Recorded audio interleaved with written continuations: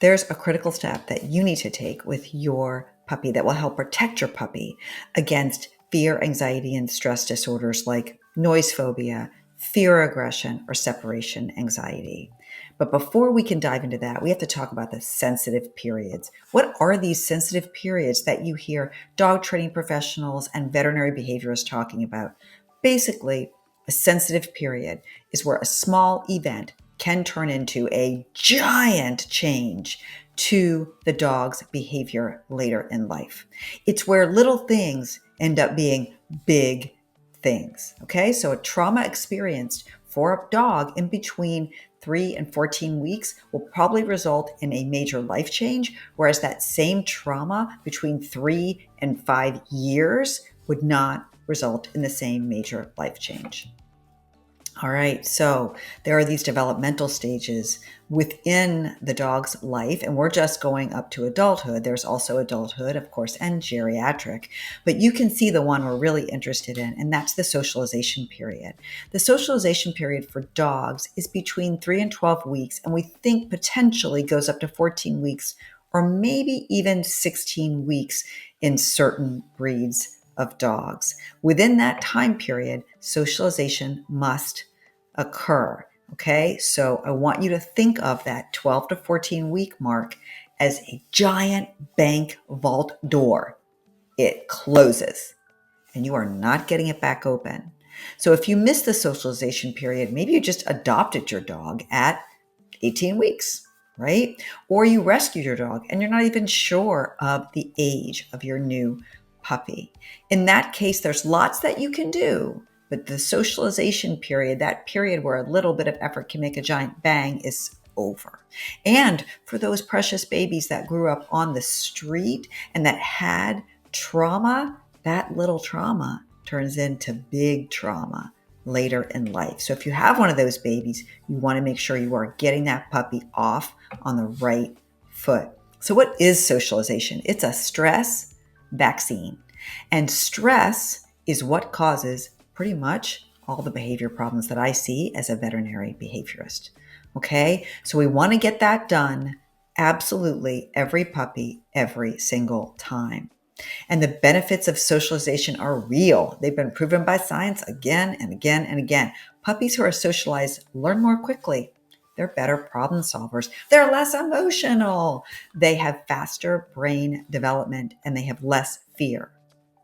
What puppy pet parent can look at this and say, oh no, I don't want any of this. I definitely don't want my dog to be smarter, a better problem solver, calmer, or less fearful. Come on, we all want this. So what if you're thinking, you know what? I'll just wait. I'll wait. Don't wait. That's a problem.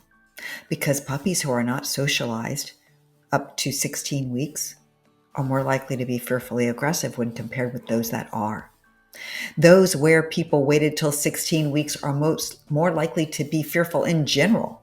They have difficulty playing. Y'all know these dogs who have no idea how to play or have no idea how to play kind of in a normal or species typical pattern. And those poor babies who were not socialized up to 20 weeks, right, have a really hard time forming bonds.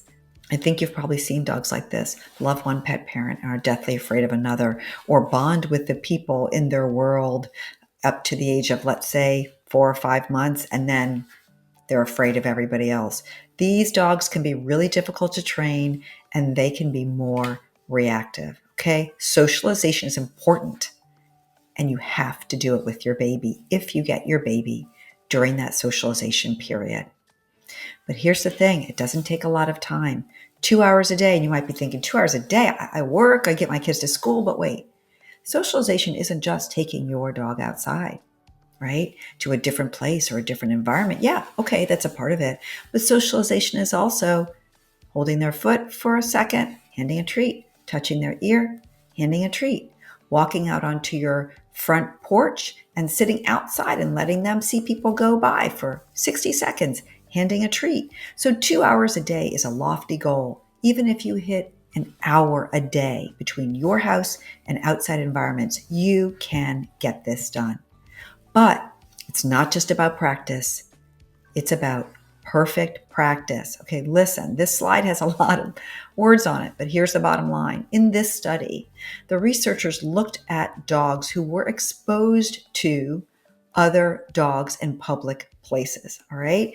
They selected out these puppies who were already showing aggression toward dogs, and they took them to public places, and they looked to see, hey, if we expose them to other dogs, if we take them out in public and we just really get them out there, will they be less likely to be aggressive when they're adult dogs? And the answer is no. And here's why. A couple of reasons why probably in this study.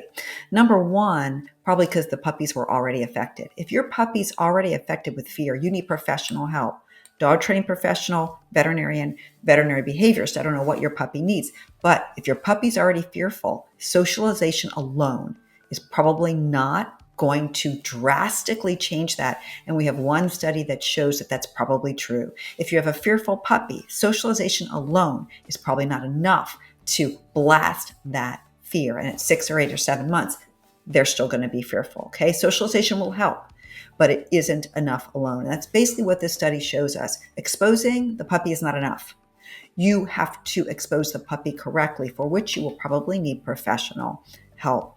How do you socialize your puppy safely in a world where there's infectious diseases that, if your puppy gets them, right, could land your puppy in the hospital or worse?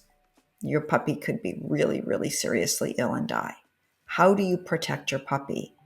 Well, you just use common sense and socialize safely. Do not go to dog parks. Do not go to dog beaches. Do not let your dog walk up to your very friendly neighbor who has his 2 dogs and you don't know their health status. Just avoid interactions with dogs that are unknown to you and interactions at places where there might be unknown dogs, because your puppy can pick up infectious diseases, not just from nose-to-nose contact, but also being in the same space but close, and from urine and feces. Okay, so you want to make sure you're going to safe places. What are those safe places? You can let your puppy play with other puppies or adult dogs who are good players and are healthy. You can go to your friends' houses or maybe ask them to come to your house. You can also go lots of different places with your puppy where there are no dogs. And you can stay in your car or stay back away from areas that have a lot of dogs.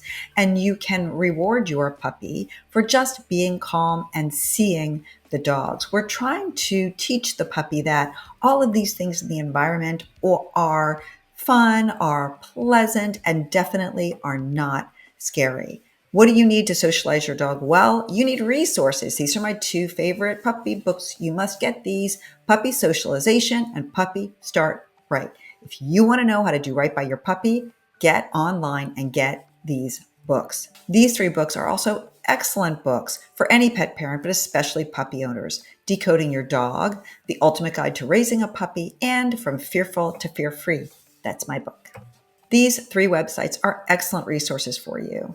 My website at the top has lots of puppy articles and articles on everything else as well. The Ultimate Puppy will help you with socialization steps. And of course, Fear-Free Happy Homes has information about everything to do with dog or cat behavior. Make sure that if you're adopting your puppy during the socialization period, that you are working on safe socialization. If you got your puppy after the socialization period, don't worry. Seek help from a certified professional dog trainer that uses only positive reinforcement methods to get your puppy off on the right paw.